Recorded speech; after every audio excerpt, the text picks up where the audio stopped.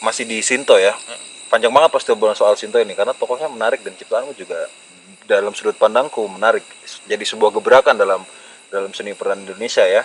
Karena biasanya kan ketika ada satu tokoh yang jarak usianya jauh akan dipilih manusia yang berbeda untuk memerankannya gitu. Aku bisa bilang bahwa bahkan mungkin sejauh yang aku tahu baru Shinto saja yang dilakukan oleh satu orang dalam rentang waktu yang cukup panjang. Nah, pertanyaanku adalah bagaimana caramu membuat ciptaan Shinto ketika muda dan ketika tua tetap relevan? Ya kan bedanya usianya aja. Hmm. Ketika tua itu kan usia dia yang tua, karakternya kan selayaknya kita. Kalau dia secengeng ini, mudanya juga dia pasti akan cengeng. Ya kayak seperti kita. Meskipun dia mengalami pengalaman kemudian mematangkan dia, tetapi kan nilai dasar dia itu yang seperti apa kan masih kelihatan. Apalagi bentuk fisik ya. Kalau dari cara berjalan tidak semata-mata dia, oh dulu saya gemuk, saya kurus, itu kan bukan persoalan itu. Tetapi kita masih tetap melihat orang yang sama kan sebenarnya. Kalau kita melihat oh ini muda, ini tua, oh bedanya dia kurus sama lebih cantik saat muda, tuanya keriput dan gemuk, misalnya seperti itu kan. Tetapi kan sama, pergerakan tubuh dia itu sama. Pola pikir saja kan yang kemudian berbeda dari tubuh manusia itu kan. Maksudnya, selain bentuk fisik yang gemuk kurus tadi itu ya, tetapi kan pola pikir mungkin dia mengalami kematangan berdasarkan pengalaman dia sehingga lebih bijak sekarang. Kalau dulu pemarah, ya kan. Tetapi dirinya itu kan menurut aku sama aja. Ibuku muda sama ibuku tua itu sama. Nenekku muda sama nenekku tua itu sama. Cuman lebih wise aja, lebih bijak aja. Tapi cara dia bicara, cara dia ngomong sih sama. Cuman karena tua aja. Itu kan soal esensi ya? Iya. Soal esensi tokoh. Bagaimana dengan perubahan fisiologis? Bagaimana cara membuat itu tetap relevan? Di luar soal termasuk suara dan bentuk tubuh. Karena kalau bisa bicara soal esensi mungkin iya bahwa dalam beberapa puluh tahun manusia mungkin tetap ada di esensi yang sama. Dia mudanya bagaimana, tuanya bagaimana, cuman persoalan usia saja yang berubah. Tapi fisiologis kan tidak bisa dibohongin. Iya. Nah, gimana cara bisa membuat itu tetap relevan? Misalnya begini. Ketika kita tua atau ketika kita mudanya, Mas bisa nggak? Misalnya aku mudanya begini nih, cara bicaranya begini, misalnya. Maka tua aku kan bicaranya seperti apa? Misalnya seperti itu. Cuma beda, lebih tua saja. Mungkin kalau aku menemukan dari tuanya dulu, ya mungkin dulu gue sering ngomong, ya jangan gitu. Dengan tenaga yang berbeda, dengan otot aku mencoba merasakan otot yang lebih muda, sehingga ketika itu baik dari suara ya. Kalau gue suka mengenakan segini, ya kalau pasti ya, ntar usia segini akan segini nih suara gue. Kalau karakter suara gue udah gue pakai yang A ini, maka dia larinya ke jadi nggak bisa aku pakai kayak gini mudanya. Hey, mau kemana? Nggak bisa, karena tua aku dari segitu. Pasti harus dicari tetap menjaga itu yang baik dari tubuh juga. Kalau dia seorang yang sakti, dia tidak bongkok, dia cuma tua, pasti ada yang kemudian menciut dari tubuh. Tapi bukan berarti dia harus bongkok dan tidak. Nah itu saja, sedikit saja merasakan tua, bahwa lu udah tua, itu aja yang perlu menurut aku sih. Dari awal aku udah begini, sekarang lu lebih tua, pengalaman lu udah lebih banyak, rasa sakit lu udah makin banyak, apa jejak dalam tubuh lu? Segini aja. Kenapa gue nggak bongkok? Karena gue sakti, gue terbiasa olahraga, gue terbiasa terbang. Cuma yang tadinya gue bisa terbang, segitu aja. Jadi ketika muda ya muda aja. Gue menampilkan diri gue yang muda, yang masih penuh ambisi. Si Shinto yang penuh ambisi, yang masih kesaktian itu menjadi apa sih, bentuk dari betapa dia menunjukkan eksistensi dia. Kalau sekarang kan sudah guru saja. Nah itu aku nggak mengalami perubahan yang banyak sih sebenarnya di Shinto dari muda ke tua. Cuma feel-nya bahwa gue muda. Gue adalah Shinto yang muda yang masih, ayo mana semua lawan sini. gue harus mendidik anak yang tua ya, tapi masih sama. Karena gue keras mendidik orang cuman karena kayaknya gue udah tua dan nggak bisa keras lagi. Karena kalau keras mendidik murid akan membangkang, murid akan begini. Tapi secara fisiologis saya pasti tetap segitu. Kalau menampar gue akan menampar juga segitu. Cuma bedanya tua gitu aja. Apakah itu artinya kamu menemukan bentuk dasar dari tokoh itu dulu, baru kemudian kamu berusaha untuk mencari kembangan dari bentuk dasar itu untuk tetap membuatnya relevan? Bentuk dasarnya tuh maksudnya yang gimana, yang tuanya itu? Misal kalau Shinto kasusnya, kalau kamu menemukan bentuk yang tua dulu, maka bentuk dasarnya adalah bentuk yang tua dulu, baru kemudian yang muda adalah kembangannya. Iya. Itu yang kamu lakukan. Jadi ya aku menemukan, karena kan dia kan lebih kepada yang tua kan, Shinto yang sudah memiliki murid yang bernama Wiro Sableng gitu loh. Nah tinggal mudanya seperti apa. Kalau dia tuanya udah begini, oke kita pegang ini. Yang ini nih menjadi dasar kan, pijakan lo untuk mudanya akan seperti apa nih. Kalau gua udah segitu tuanya, gitu lah. Oke. Agar dia tetap masih ada, oh ya sama nih, bisa nih sama, karena ada pegangan. Atau dari muda, oke kalau gua mudanya segini, tua gua semana gitu. Oke. Nah, itu soal Shinto. Kita ngobrol panjang banget nih. Mungkin udah hampir sejam kita ngobrolin soal satu tokoh ini gitu ya, dengan proses pencarianmu yang menurutku juga menarik gitu. Nah, sekarang aku mau tanya soal gini. Kamu kan secara sejarah berangkat dari teater, which is itu panggung. Iya. Ya kan? Bagaimana caramu bisa menyesuaikan diri ke kamera? Sulit.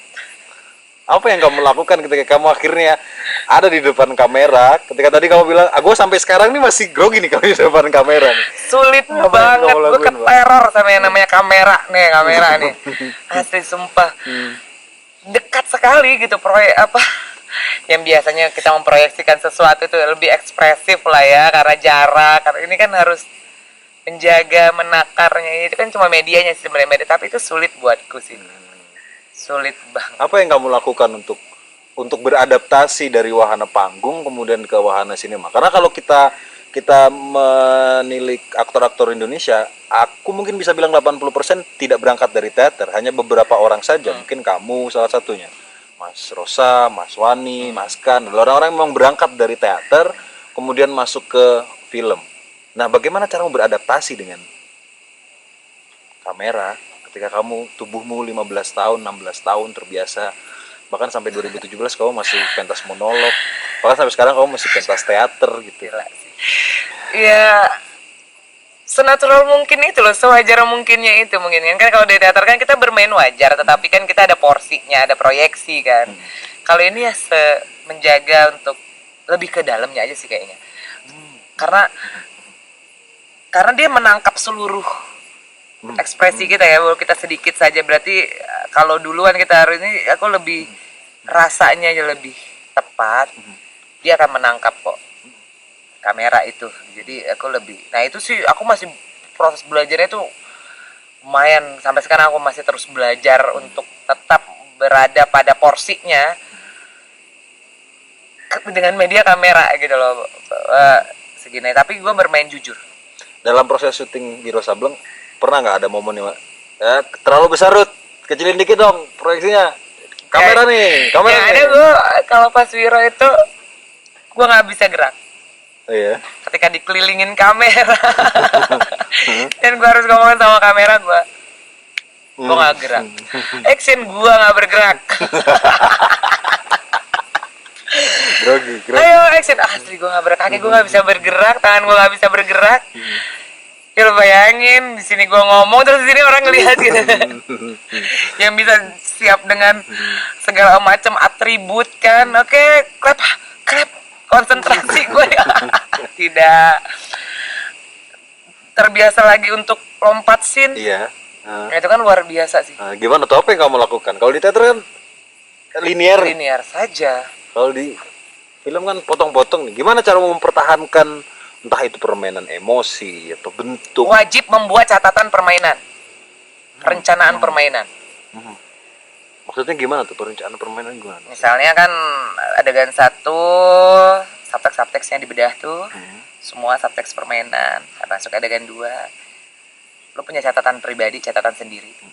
Ini misalnya di adegan 1 di obrolan ini, karena lu udah analisis semua nih, udah selesai, lu memberi catatan misal marah 20%. Si adegan A nih misalnya, itu catatanmu aja, kau yang bisa, yang tahu gitu loh, maksudnya si aktor itu sendiri yang tahu. Yang di sini 40%. Jadi ketika yuk kita mau adegan yang sana, 50%, 50% kan lu yang tahu. Nah segitu aja ngeluarinnya.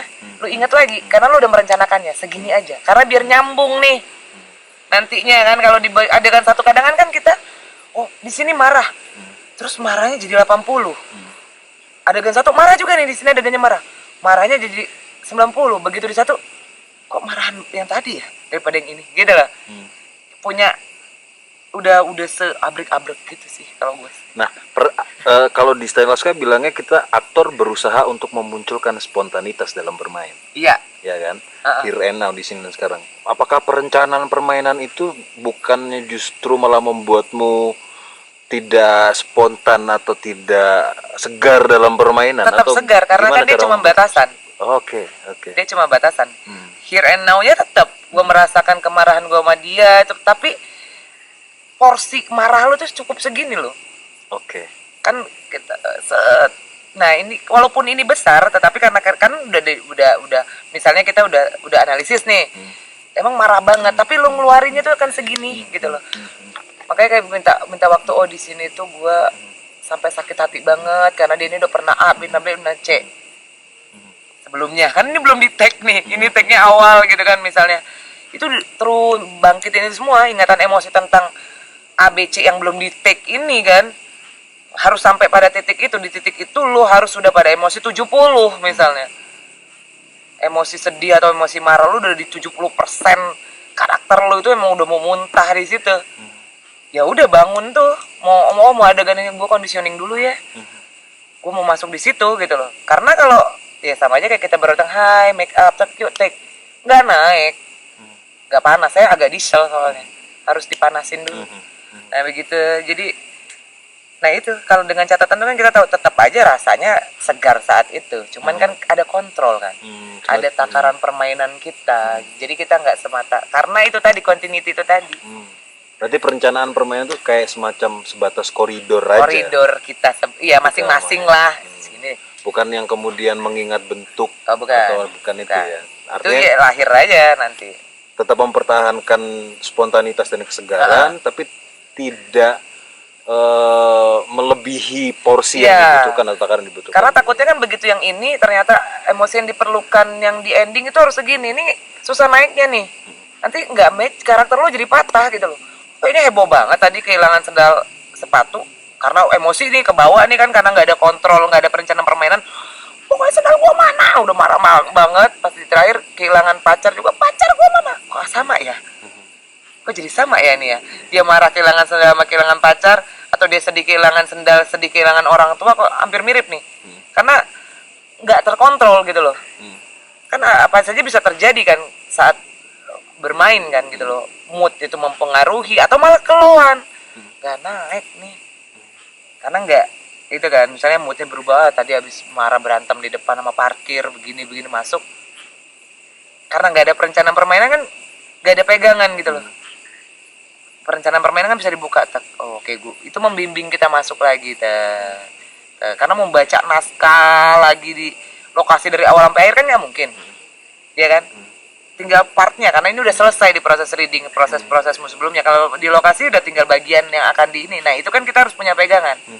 Oh ini bagian yang itu, gua harus masuk sampai pada taraf itu baru kita mulai begitu sih. Oke. Ya, obrolan yang menarik sekali di part yang ketiga ini. Tidak terasa baterainya sudah habis, tapi tenang, masih ada satu baterai lagi karena materi yang diobrolkan masih banyak. Sampai jumpa di part berikutnya teman-teman. Banyak banget.